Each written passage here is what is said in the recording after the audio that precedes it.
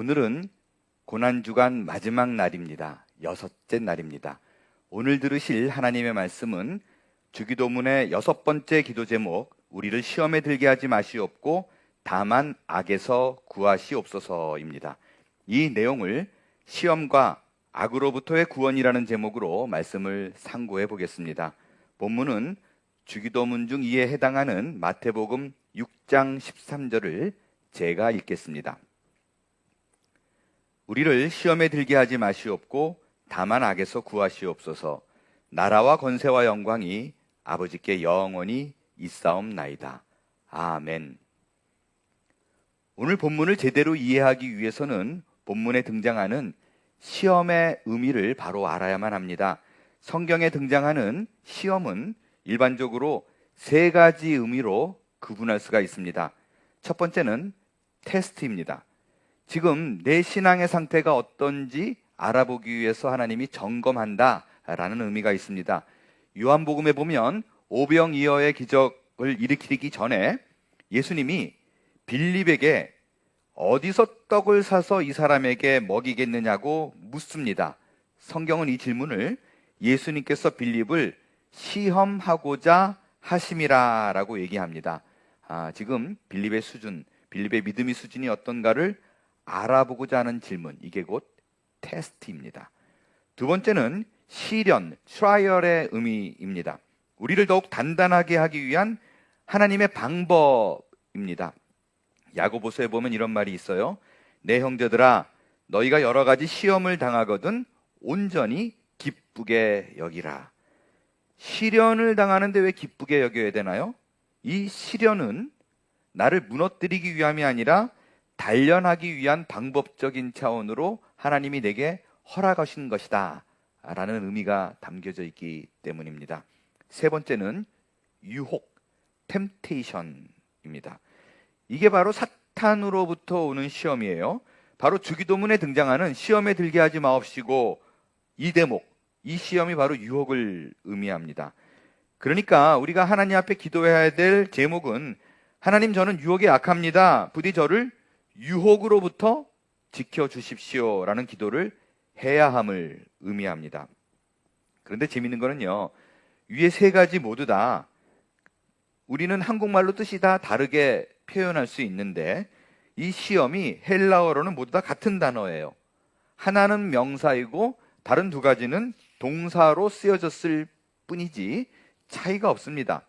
특별히 이 야고보가 말한 시험을 기쁘게 여기라 라고 말할 때의 시험과 주기도문에 등장하는 시험에 들게 하지 마옵시고 할 때 시험이 동사 페이라스모스로 같은 단어예요. 그런데 왜 하나는 똑같은 단어인데 우리를 유익하게 하는 시련이라는 의미로 쓰이고 하나는 멀리해야 될 유혹의 의미인가? 그건요, 이 단어가 가진 독특성 때문입니다. 이 단어는 주체가 달라지면 뜻이 달라져요. 쉽지 않죠? 혹시 무슨 얘기인지 궁금하신 분은 제가 2020년에 했던 주기도문 강의를 다시 들어보시면 자세한 설명을 들을 수가 있습니다. 아무튼 이 단어는요, 쉽게 말해서 문맥상 다르게 해석해야 된다라는 뜻입니다. 오늘은 위에 말씀드린 3가지 의미 중에 이 주기도문과 직접적으로 연관이 있는 유혹에 관해서 여러분과 생각해 보겠습니다. 이 기도를 헬라어로 직역을 해보겠어요. 그러면 이렇게 번역할 수 있습니다.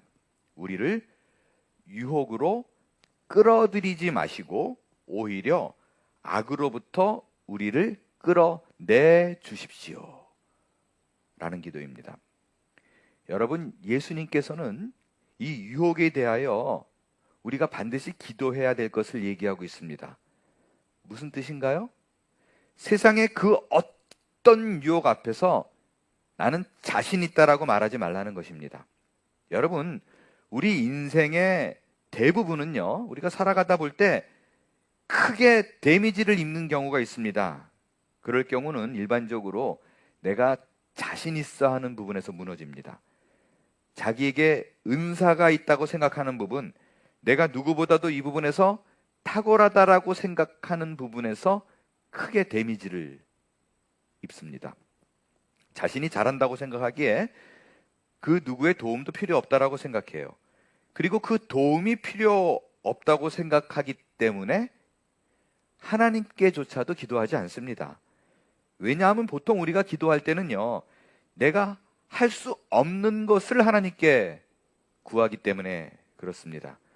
그러나 그렇지 않습니다. 주께서 우리에게 기도를 가르쳐 주실 때 유혹에 대해서 기도해야 된다라고 가르쳐 주신 이유는 우리는 언제나 매 순간 어떤 일에도 무너질 수 있기 때문에 그렇습니다.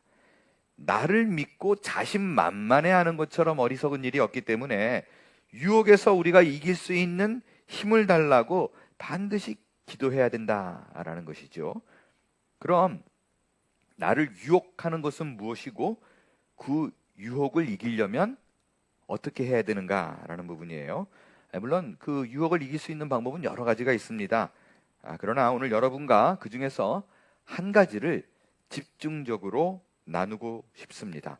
시험을 들게 하는 가장 큰 첫 번째 요인입니다. 그것은 내 안의 죄입니다.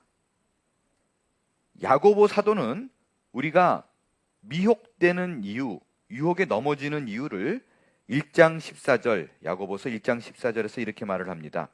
오직 각 사람이 시험을 받는 것은 자기 욕심의 미혹됨이니라고 얘기합니다. 여러분, 우리가 반드시 기억해야 될 사실이 있습니다. 우리의 본성은 절대 선하지 않습니다. 우리는 선과 악을 구분할 수 있는 능력이 없습니다. 이걸 반드시 기억해야 돼요.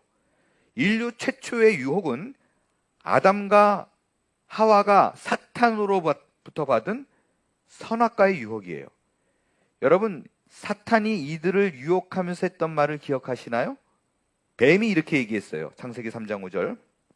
너희가 그것을 먹는 날에는 너희 눈이 밝아져 하나님과 같이 되어 선악을 알 줄 하나님이 아심이니라. 이렇게 얘기했어요. 네가 이 선악과를 먹으면 선악을 분별하게 된다 라는 것이었어요. 그래서 선악과예요. 자, 여러분 생각해 보세요. 선악을 분별하게 되는 것, 이게 좋은 일이에요, 나쁜 일이에요? 여러분, 선악을 분별하게 되는 것은요, 굉장히 좋은 일입니다. 근데 그게 왜 죽을 죄가 되는 것일까요? 그건 다른 이유가 아닙니다. 이게 거짓말이에요. 인간은 선악을 분별할 수 있는 능력이 없습니다. 분별할 능력이 있다고 해도 그것은 하나님이 세운 선과 악의 기준과 항상 같지 않습니다. 늘 같으면 괜찮은데 대부분 결정적일 때 차이가 납니다.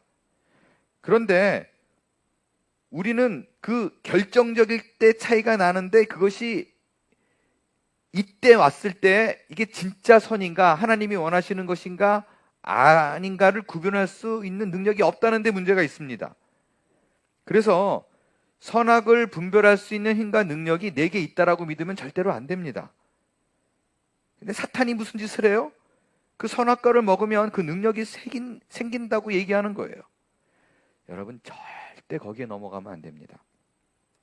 예를 하나 들어볼게요. 여기에 참 크리스찬이 한 명 있습니다. 이 사람은 누가 뭐라 그래도 모든 사람이 인정하는 참 신자입니다. 잘 믿는 사람입니다. 그가 사업을 시작했어요. 정말 잘 돼요. 모든 사람이 생각합니다. 예수를 잘 믿어서 이렇게 복을 주신다고 생각을 해요. 그리고 본인도 이 모든 것은 하나님께서 나에게 주시는 보상이다 라고 생각합니다. 그런데 어느 날 욕심이 생깁니다. 어떤 욕심이냐면 자기의 그런 사업체에서 돌아가는 일 중에서요, 아주 단순한 일, 그다지 큰 기술이 필요 없는 일 같은 경우에는 불법 체류자 한두 명을 고용하면 인건비가 반으로 줄고, 그러면 내 비즈니스가 지금보다 더 큰 마진을 남길 수 있다는 생각을 합니다. 그런데 그 일을 행하는 것이 사회적으로 불법이라는 것에 대해서 신자이기 때문에 마음에 걸려요. 그래서 고민을 합니다. 고민을 하고 고민한 끝에 그가 답을 이렇게 내려요. 어차피 성경에서 말하는 죄와 인간이 규정해 놓은 죄는 다르다. 사회법으로는 그게 죄가 될지 모르지만 하나님 입장에서 한번 보자. 하나님 입장에서 보면 저 불법 체류자가 이 땅에서 살 수 있는 길을 열어주는 거 아니냐. 그러면 그거는 선한 일이다. 저들도 먹고 살아야 되는데 아무도 안 쓰면 어떻게 먹고 사냐. 신자이기에 내가 도움을 주는 것에 대하여서 하나님이 결코 죄라고 묻지 않을 것이다 라고 결정을 합니다. 그래서 불법 체류자를 고용해요. 그리고 예상대로 큰 돈을 법니다. 자, 여러분 질문합니다. 이 사람의 생각이 틀렸나요? 아니면 맞았나요? 불법 체류자를 고용해서 그들을 먹게 살게 한 일, 하나님이 좋아하실까요? 아니면 절대로 하나님이 양보가 안 된다라고 말할 만큼 그가 큰 죄를 지은 것인가요? 여러분, 이 질문의 답은 정말 단순하지 않는데 라고 생각하기에 충분합니다. 실제적으로 결과를 봤더니 그렇게 행했더니 본인도 잘 되고 불법 체류자도 잘 될 수도 있습니다.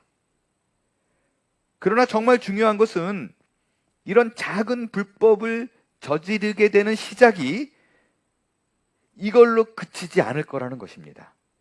거기에 큰 문제가 있어요. 이 일이 성공하고 또 큰 문제를 만들지 않아낸다면, 큰 문제가 되지 않았다면 절대로 이것으로 그치지 않습니다. 우리는 유혹에 약하고 자신의 욕심에 끌려가는 사람들입니다.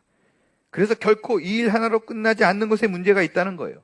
조금씩 내가 불법을 행하는 일에 익숙해지고 나중에는 정말 그것이 큰 범죄가 되는데도 불구하고 그것이 큰 범죄라고 인식되어지는 것, 그런 경각심을 불러일으키는 것에 문제가 생긴다라는 것입니다. 그게 바로 야고보 사도가 말하는 오직 각 사람이 시험받는 것은 자기 욕심에 끌려 미혹됨이니 라는 말입니다. 그 유혹을 물리쳐야만 합니다. 그래서 성경에서 말하는 죄인가 이게 아닌가, 성경적인 시각으로 어떠한가를 따지기 이전에 세상이 정해놓은 사회적인 죄의 기준을 따르는 것이 안전합니다. 왜냐하면 나에게는 그런 선과 악을 구분할 수 있는 능력이 없기 때문입니다. 인디언들의 이야기 중에 이런 얘기가 있습니다. 한 늙은 인디언이 자기 손자에게 인간의 내면에 항상 일어나고 있는 큰 싸움에 대해서 얘기를 해줍니다. 손자에게 이렇게 얘기해요. 얘야, 우리 모두의 마음속에는 싸움이 일어나고 있는데 그것은 두 늑대의 싸움이다. 한 마리는 악한 늑대다. 그놈이 갖고 있는 거는 분노, 시기, 슬픔, 탐욕, 오만, 원한, 열등감, 거짓 이런 거란다. 근데 다른 한 마리는 좋은 늑대야. 그 좋은 늑대가 가진 것은 기쁨, 평화, 사랑, 희망, 인내, 겸손, 친절, 믿음이란다. 이 두 늑대가 항상 내 안에서 싸운단다 라고 얘기해 줬어요. 그때 손자가 할아버지에게 묻습니다. 그러면 그 싸움에서 어떤 늑대가 이기나요? 승자가 누구인가요? 를 묻습니다. 이 현명한 인디언 노인은 아주 간단하게 대답을 합니다. 네가 먹이를 주는 놈이 이겨. 그렇습니다, 여러분. 욕심에 먹이를 주지 마십시오.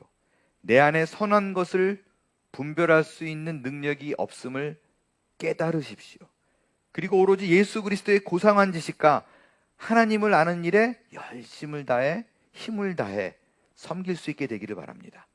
그때 우리는 우리를 시험에 들게 하지 마시고 다만 악에서 구하시옵소서의 기도가 우리의 삶에 온전히 이루어지게 될 줄로 믿습니다.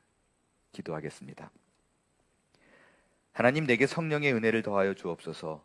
모든 불의에서 나를 깨끗게 하여 주시고 악한 영이 내게 가까이 접근도 못하게 막아주셔서 주께서 원하시는 선한 열매들을 우리로 가득 거두게 하여 주시옵소서. 예수님의 이름으로 기도합니다. 아멘.